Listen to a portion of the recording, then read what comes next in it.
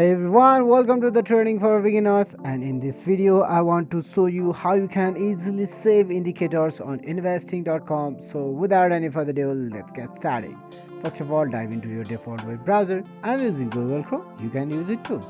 In the web search bar, simply type in investing.com. This domain will lead you to the official webpage of investing.com. Here we are here to save the indicators on investing.com. Let's search the website. For now, let's check out the Tesla. To save the indicators on investing.com, click on the chart and streaming chart.